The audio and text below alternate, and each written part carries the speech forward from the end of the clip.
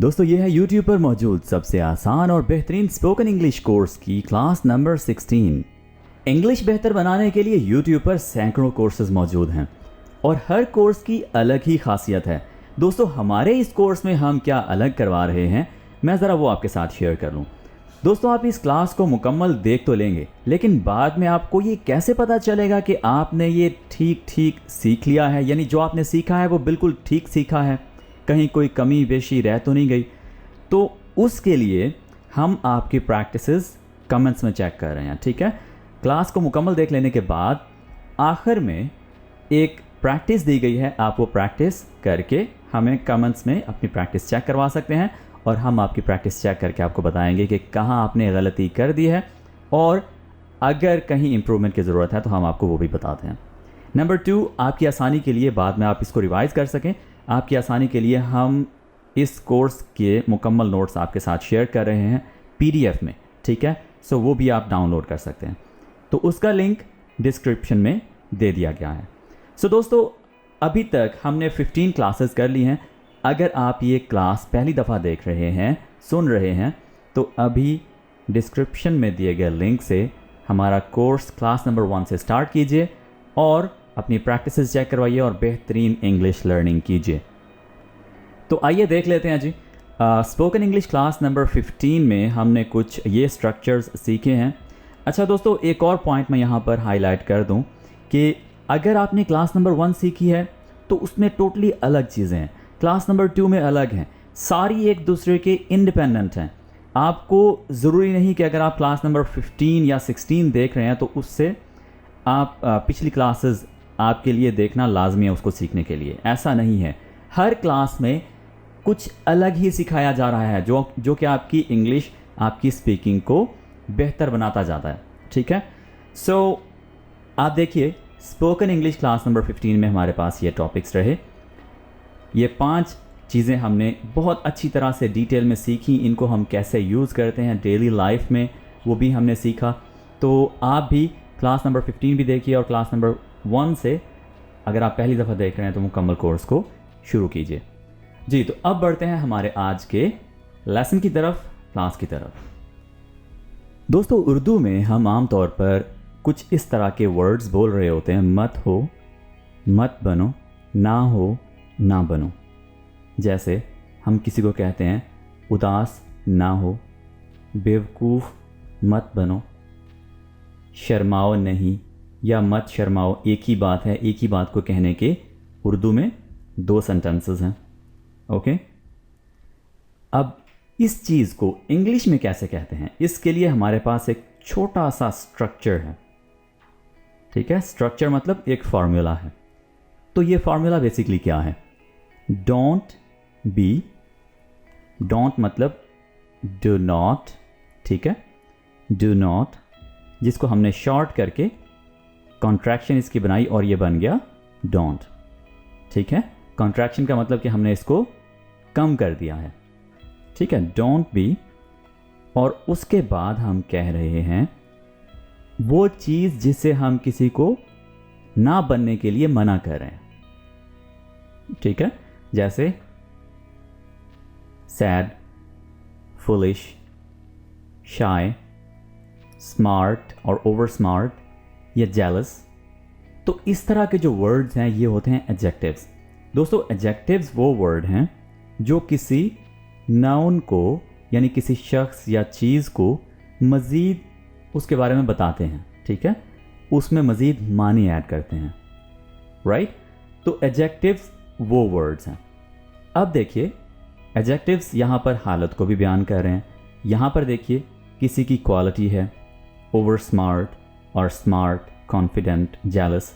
तो क्वालिटीज़ को भी एडजेक्टिव्स जो हैं वो बताते हैं उनके बारे में। सो यहाँ पर आप देखिए जी कि हमारे पास सेंटेंसेस क्या आ जाते हैं, उससे मज़ीद बेहतर लर्निंग हो जाएगी। उदास ना हो, तो अगर आपने किसी को कहना हो उदास ना हो तो आप कहेंगे इंग्लिश में don't be sad, don't be sad, ठीक है, डोंट बी सैड। बेवकूफ़ मत बनो, बेवकूफ़ नहीं बनो, बेवकूफ़ ना बनो। एक ही तरह के 2-3 सेंटेंसेस हैं, ये कोई फिक्स नहीं है, आप सेंस को समझिए, हम किसी को बेवकूफ़ ना बनने के लिए आप मना कर रहे हैं, ठीक है। तो बेवकूफ़ नहीं बनो, ये हम बेसिकली कहना चाह रहे हैं। So don't be foolish, don't be stupid, stupid भी कह लीजिए, ठीक है। डोंट बी स्टूपिड और डोंट बी फुलिश। शर्माए नहीं, शर्माओ नहीं, शर्म मत करो, ठीक है, शर्म नहीं करो। तो ये जो सेंटेंसेस हैं इनको हम कुछ इस तरह से कहते हैं इंग्लिश में, don't be shy, don't be shy. और ओवर स्मार्ट, ये बेसिकली यहाँ पे ये वर्ड ऐसे होगा, over smart. Don't be over smart, ज़्यादा होशियार मत बनो, ठीक है। Don't be over smart. Jealous का वर्ड आ जाता है, ठीक है।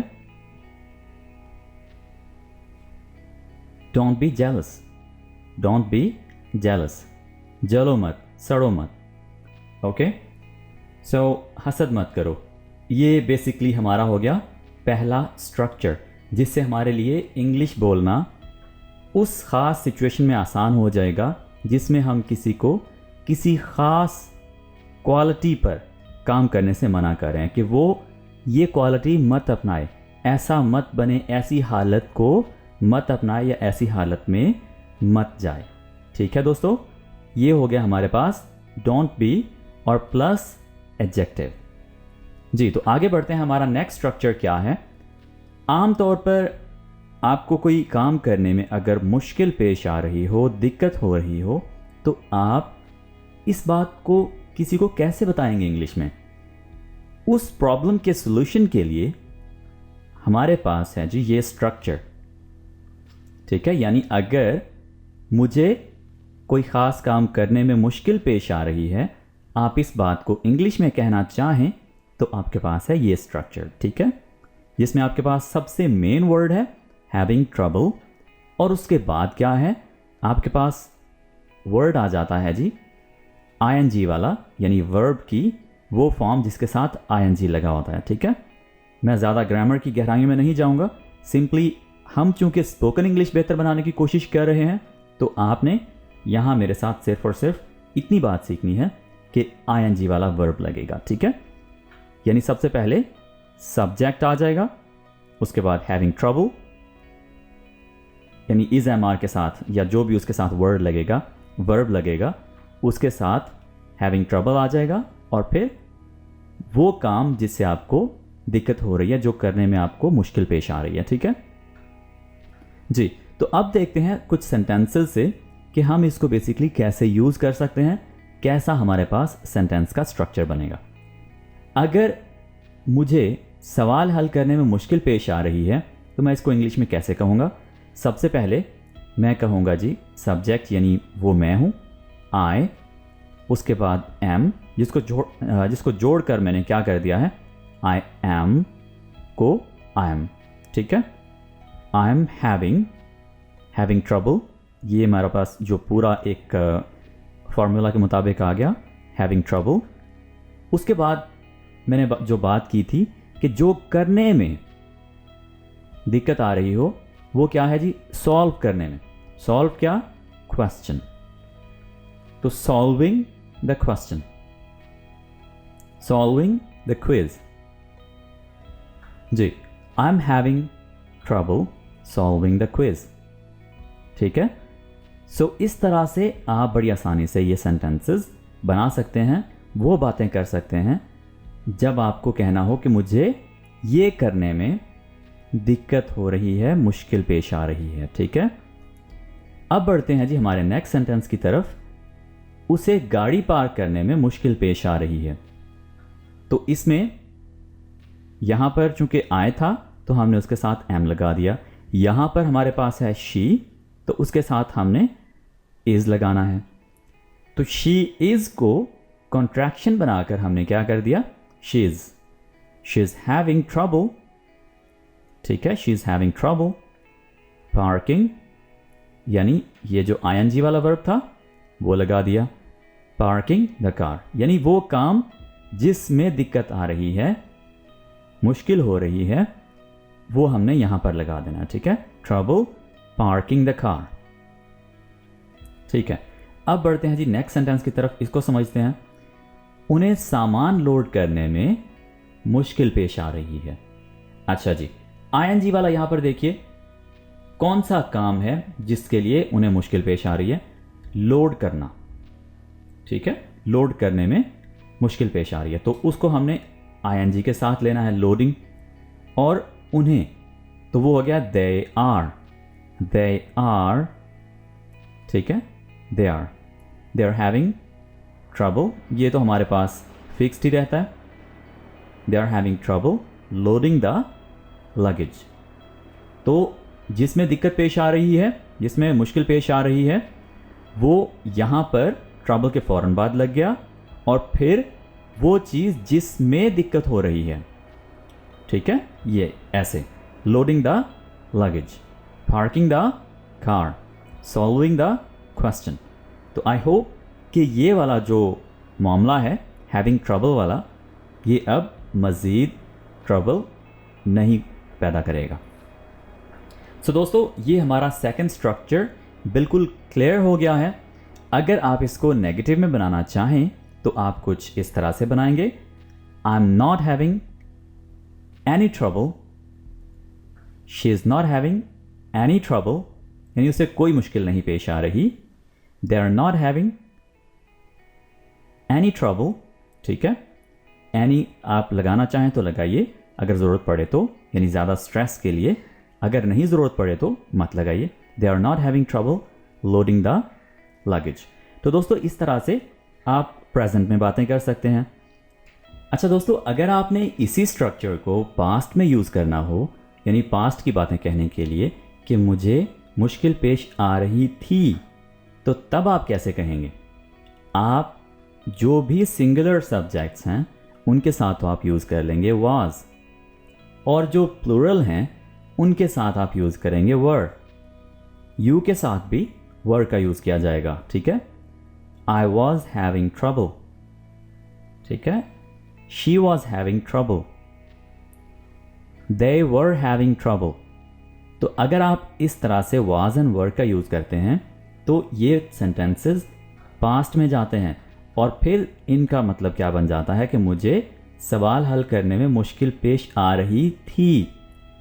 यहाँ पर भी गाड़ी पार्क करने में मुश्किल पेश आ रही थी, उन्हें सामान लोड करने में मुश्किल पेश आ रही थी, ठीक है। तो आप बेसिकली पास्ट की बातें बताते हैं कि मैंने वहाँ देखा कुछ लोग सामान लोड कर रहे थे और उन्हें मुश्किल पेश आ रही थी, उनके पास कोई ऐसी मशीनरी नहीं थी जिससे वो हैवी लोड आसानी से ट्रक में रख सकें, गाड़ी में रख सकें, ठीक है, तो उन्हें मुश्किल पेश आ रही थी। तो इस तरह से आप बड़ी आसानी से इन सेंटेंसेस को पास्ट में लेकर जा सकते हैं। जी दोस्तों, तो सेंटेंसेस को आप टेंसेस के लिहाज से चेंज कर सकते हैं, यानी अपनी बातें इसको टेंसेस के मुताबिक चेंज कर सकते हैं, ठीक है, कह सकते हैं।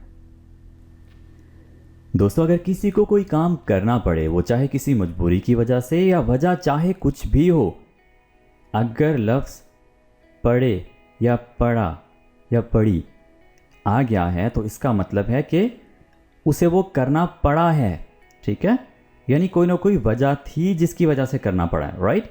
सो अब आप देखिए, ऐसे जो सेंटेंसेस हैं ये बिलोंग करते हैं पास्ट को, यानी उसे पास्ट में करना पड़ा, ठीक है, तो पास्ट हो गया, यानी वो कर चुका है ये, ओके।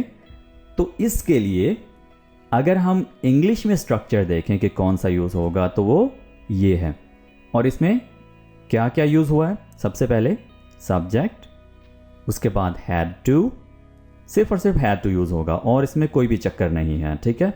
सब्जेक्ट, हैड टू और वर्ब की पहली फॉर्म, ये याद रखिएगा, ठीक है। यानी किसी को, यहाँ पर पर्सन आ गया, कोई काम करना पड़ा, को, फॉर एग्जाम्पल ये मैंने वी लिखा है, यानी काम मतलब वर्ब मतलब एक्शन, कि उसे कोई काम करना पड़ा, पर्सन को कोई एक्शन करना पड़ा। जी, तो मजबूरन या किसी भी वजह से अगर कोई काम करना पड़े तो आप इस स्ट्रक्चर का यूज़ करेंगे, ठीक है। अब इसमें देखते हैं जी सेंटेंसेस हम किस तरह से बनाएंगे, और मज़ीद इसको थोड़ा डेप्थ में समझने की कोशिश करते हैं कि कैसे कैसे इसका यूज़ किया जा सकता है और किस किस तरह की बातें करने के लिए। जी, अब देखते हैं। He had to marry her, उसे उससे शादी करनी पड़ी। वजह चाहे कुछ भी हो, वो बात की बात है, यानी उसे करनी पड़ी है तो कोई ना कोई पीछे वजह है, कोई फोर्स है, राइट, कोई मजबूरी है। Okay, they had to move to another city. They have to move to another city, उन्हें दूसरे शहर जाना पड़ा। ठीक है, तो यहाँ पर भी कोई ना कोई वजह नज़र आ रही है, चाहे किसी का ट्रांसफ़र हुआ है या कोई भी वजह है, तो उन्हें जाना पड़ा है। She had to leave the school, उसे ये स्कूल छोड़ना पड़ा या स्कूल छोड़ना पड़ा। ठीक है, we had to admit him, हमें उसे दाखिल करना पड़ा। Okay, I had to quit my studies, quit मतलब छोड़ना पड़ी। ठीक है, मुझे अपनी स्टडीज़ छोड़नी पड़ी। दोस्तों, अभी अभी हमने जो डिस्कस किया ये टोटली पास्ट का था। ठीक है, यानी हैड टू करना पड़ा। लेकिन अगर हम फ्यूचर की बात करें या प्रेजेंट की बात करें तो उसके लिए हम कैसे बोलेंगे? प्रेजेंट के लिए यूज़ करेंगे हैज़ टू, ठीक है, और हैव टू।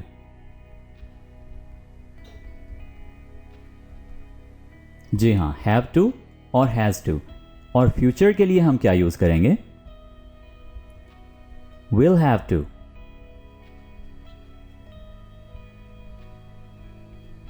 ठीक है दोस्तों, सो ये हो गया हैज़ टू। ये जो थर्ड पर्सन सिंगुलर्स हैं उनके लिए हैज़ टू आ जाएगा और बाकी सब के लिए हैव टू, और विल हैव टू फ्यूचर के लिए। अच्छा, यहाँ पर मैं एक और बात बताता चलूँ कि उर्दू में इसकी ट्रांसलेशन कुछ इस तरह से होती है, करना पड़ेगा, आपको ये करना पड़ेगा, आपको ये करना होगा। तो गा से आप ये मत सोचिएगा कि ये फ्यूचर का सेंटेंस है, ये प्रेजेंट का है। हम उर्दू में कहते हैं ना कि आपको करना होगा, ये आपको ही करना पड़ेगा। तो बेसिकली हम ये नहीं कह रहे होते कि आपको 10 साल बाद करना पड़ेगा, हम ये कह रहे होते हैं कि आपको अभी करना पड़ेगा, राइट, या अभी की बात यानी प्रेजेंट की बात हम कर रहे होते हैं। सो आप गा से फ्यूचर में मत जाइएगा। तो जब आपको दिखे कि will have to basically future की बात हो रही है, you will have to go there, आपको वहाँ जाना होगा, यानी मुस्तकबिल की बात आपको वाज़े तौर पर लग रहा है कि हो रही है, तो तब आप विल हैव टू लगाएंगे। ठीक है, आपको वहाँ जाना होगा, तो ये आपको वाज़े तौर पर लग रहा है कि ये फ्यूचर की बात है, और ये बेसिकली आपकी अपनी कम्युनिकेशन है कि आप प्रेजेंट की बात कर रहे हैं, तो आप हैज़ टू हैव टू लगाइए, और अगर आप फ्यूचर की तरफ इशारा कर रहे हैं तो आप विल हैव टू लगाइए। ठीक है दोस्तों, सो अब हम आगे बढ़ते हैं हमारे नेक्स्ट स्ट्रक्चर की तरफ, जो कि है forgot to with the first form of the verb। और इसमें हमने किस तरह की बातें करनी है? भूल गया, कोई काम करना भूल गया। तो अगर कोई शख्स कोई काम करना भूल जाए और अब वो बात इंग्लिश में करना चाह रहा है, ये वाली बात, तो वो इस स्ट्रक्चर का यूज़ करेगा। ठीक है, उसमें सबसे पहले सब्जेक्ट आ जाएगा, यानी उस शख्स का नाम या उसके लिए जो प्रोनाउन है वो, जैसे यहाँ पर ही है, आई है, फिर से आई है, दे है, कोई भी आप प्रोनाउन यूज़ कर लें, यानी सब्जेक्ट हो गया। तो यहाँ पर आप देखिए सेंटेंस से हम मज़ीद थोड़ा आसानी पैदा कर लेते हैं, अपने लिए समझना आसान कर लेते हैं। He forgot to bring, यहाँ पर देखिए सब्जेक्ट आ गया he, उसके बाद forgot पास्ट की फॉर्म है, चूंकि वो भूल चुका है, भूल गया है, ठीक है, गुजर गई है वो बात, तो forgot to हो गया। bring वर्ब की फर्स्ट फॉर्म आ गई, bring yogurt, ठीक है। इसी तरह से I सब्जेक्ट आ गया, forgot to call वर्ब की फर्स्ट फॉर्म her, ठीक है दोस्तों। सो आपने जब कोई बात ऐसी कहनी हो कि जिसमें आप कोई काम करना भूल गए हैं, तो आप forgot to का यूज़ करके कर सकते हैं। I forgot to call her, I forgot to take breakfast, I forgot to hand over the keys, ठीक है, I forgot to message her या I forgot to talk to her। तो I forgot to का मतलब कि मैं भूल गया हूँ, she forgot to वो भूल गई है, they forgot to वो भूल गए हैं, ठीक है, we forgot to हम भूल गए हैं। ओके दोस्तों, सो अगर आप पॉजिटिव सेंटेंसेस बना रहे हैं, अफर्मेटिव सेंटेंसेस बना रहे हैं, तो आप forgot to कहते हैं, और अगर आप नेगेटिव सेंटेंसेस बना रहे हैं तो फिर आप did not forget to कहेंगे। याद रखिएगा, यहाँ पर जो forgot वाली चीज़ है वो did में आ गई है। तो एक सेंटेंस में, कंप्लीट एक सेंटेंस में एक ही वर्ब की सेकंड फॉर्म यूज़ होगी जो कि did हो चुकी है। जो कि सेकंड फॉर्म क्या है? did। तो did not forget to mention his name। I did not forget to mention his name। अगर आप यहाँ पर forgot to कहते तो ये गलत हो जाना था। ठीक है दोस्तों, याद रखिएगा। अच्छा, अगर ये बात भूल जाता है, यानी उसकी आदत है, वो अक्सर ही ऐसा करता है, तो आप इसको forget कहेंगे। He forgets। जो थर्ड पर्सन सिंगुलर्स हैं उनके लिए forgets आएगा, ठीक है, और जो we, they, you यानी जो प्लूरल्स हैं उनके लिए forget आएगा, ठीक है। थर्ड पर्सन के लिए एस साथ लगता है, आपको ये बात मालूम है। सो forget to, he forgets, यहाँ पर एस आएगा, ठीक है, he forgets to, we forget to, हम भूल जाते हैं, हम अक्सर भूल जाते हैं, ठीक है, we often forget, she often forgets। ठीक है दोस्तों, सो प्रेजेंट में forget to आएगा और फ्यूचर के लिए will forget, ठीक है, will forget to। तो इस तरह से forget to का आप यूज़ कर सकते हैं। बज़ाहिर ये एक सिंपल सा वर्ड है, लेकिन कम्युनिकेशन के लिए ये बहुत ही ज़रूरी है। अच्छा, अब देखते हैं जी, इट्स क्वाइट। क्वाइट का मतलब क्या है? काफ़ी, अच्छा खासा, तकरीबन, यानी बिल्कुल के करीब जाके पड़ता है ये, ठीक है, बिल्कुल वाले मानी भी देता है कुछ सेंटेंसेस में। तो इट्स क्वाइट यानी ये काफ़ी, और उसके बाद हमने वो बात करनी है जिसका हम कह रहे हैं कि काफ़ी क्या है बेसिकली, ईजी है, मुश्किल है, वाज़े है, सच है। तो वो वर्ड्स यहाँ पर लगेंगे, ठीक है, एडजेक्टिव्स। ये काफ़ी आसान है, और इसके लिए इंग्लिश बनेगी it's quite easy. It's quite easy. दोस्तों, यहाँ पर मैं कुछ और मालूमात आपके साथ, कुछ और नॉलेज शेयर करता चलूँ। ये वर्ड है क्विट। क्विट का मतलब क्या है? छोड़ देना।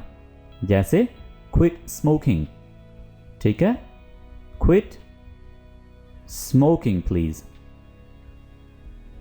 सो क्विट स्मोकिंग मतलब सिगरेट नोशी छोड़ दो, स्मोकिंग छोड़ दो। और एक वर्ड आ गया क्वाइट, जिसका मतलब है काफ़ी, और एक वर्ड होता है क्वाइट। दोस्तों, ये क्वाइट नहीं है, इसका मतलब क्या है?